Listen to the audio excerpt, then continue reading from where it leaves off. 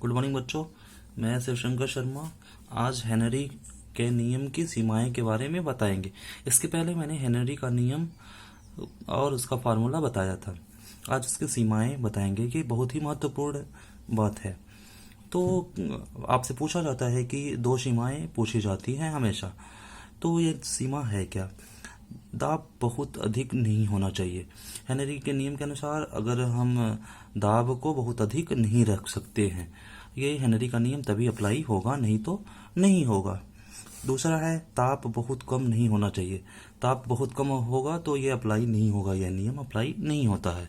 फिर इसके बाद है कि तीसरा नियम है गैस की विलेयता विलायक में कम होना चाहिए। कोई भी गैस है तो उसकी विलेयता जो होती है विलायक में हमेशा कम होना चाहिए, अधिक नहीं होना चाहिए।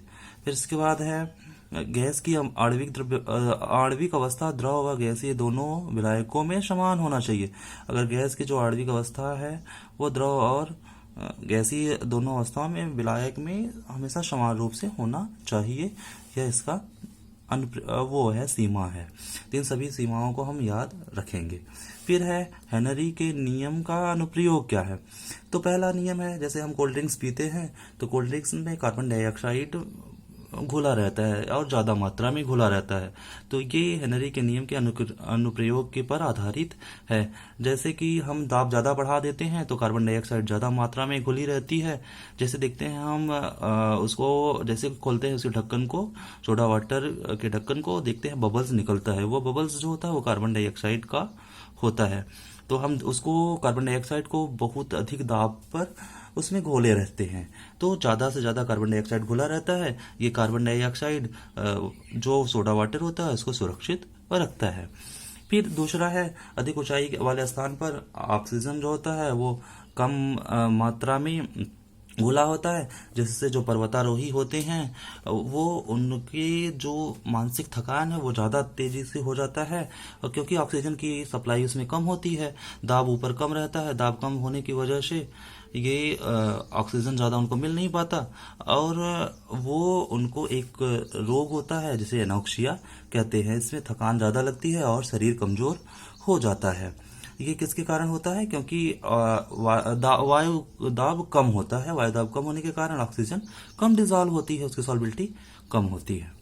फिर इसके बाद थर्ड है कि गहरे समुद्र में जो गोताखोर लोग होते हैं उसमें वो हीलियम गैस या जो सिलेंडर ले जाते हैं तो उसमें हीलियम गैस भर लेते हैं।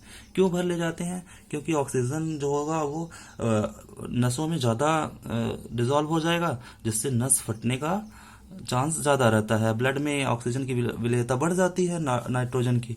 तो इसे बचने के लिए, नस फटने के से बचने के लिए उसमें हीलियम भर देते हैं। हीलियम कितना परसेंट होता है? 11.7% होता है। नाइट्रोजन जो होता है 56.2% होता है। ऑक्सीजन जो होता है वो 32.1% होता है, उसमें भरा रहता है। इसको, इस प्रकार के रोग को हम बेंड रोग भी कहते हैं।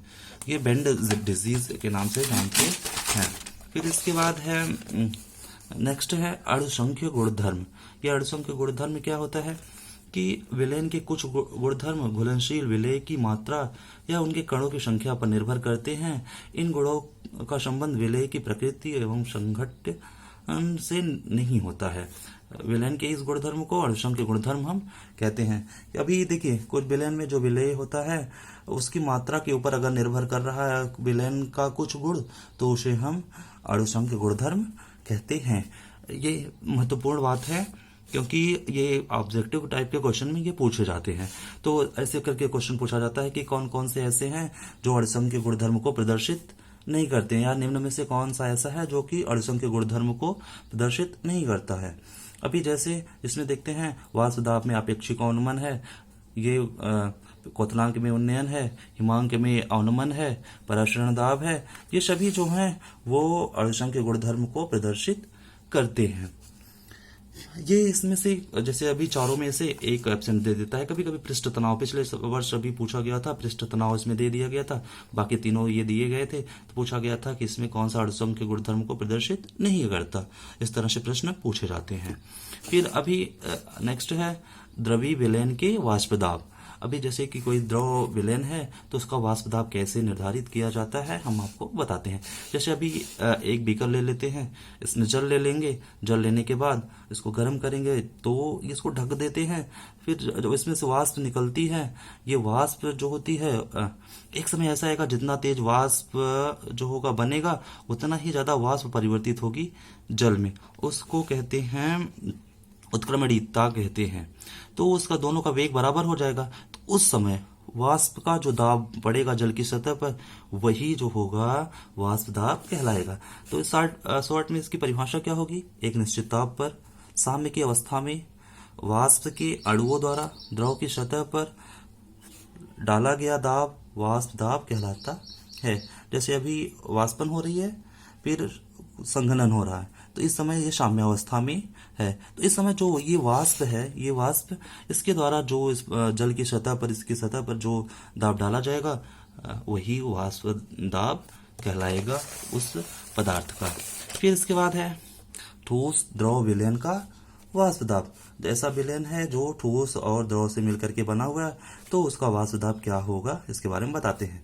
अभी कोई अवाष्पशील विलेय है, उसको विलायक में घोलने पर वाष्प दाब में कमी हो जाती है, इसे वाष्प दाब का अवनमन कहते हैं। अवनमन मतलब क्या होती है, कमी। जैसे अभी जल है, जल विलायक है, अब इसमें चीनी मिला देते हैं तो जो वाष्प दाब होता है वाष्प दाब में कमी हो जाती है, तो इसे वाष्प दाब का अवनमन कहते हैं। अभी मान लेते हैं कि कोई विलायक है, उसका T केल्विन ताप पर वाष्प दाब P0 है, इसमें थोड़ी मात्रा में अवाष्पशील पदार्थ अर्थात चीनी मिला देते हैं, तो क्या होगा, विलयन का वाष्प दाब जो है PS हो जाता है। PS मतलब सोल्यूशन हो जाता है, तो क्या होगा, P0 ग्रेटर देन PS, तो PS से हमेशा P0 जो होगा वो अधिक होगा, इसका मतलब हुआ। फिर वाष्प दाब में विलेय के घोलने के कारण उत्पन्न कमी P0 माइनस PS वाष्प दाब का अनुमान कहलाएगा। तो ये P0 माइनस PS क्या होगा, वाष्प दाब में का अनुमान कहलाएगा। अभी P0 माइनस PS अपान P0 का मान वाष्प दाब का अपेक्षित अनुमान को प्रदर्शित करता है। अभी देखिए एक विलायक है, शुद्ध विलायक है, अभी उसका वाष्प दाब जो होगा वो अधिक होगा। अभी ये विलयन है, विलयन में ये दिया है विलेय का कण है और ये विलायक का कण, इनके दोनों के बीच में फोर्स ऑफ अट्रैक्शन हो जाता है, बढ़ जाता है, तो इसकी वजह से वाष्प कम बनती है। जब वाष्प कम बनेगा तो वाष्प दाब भी कम होगा।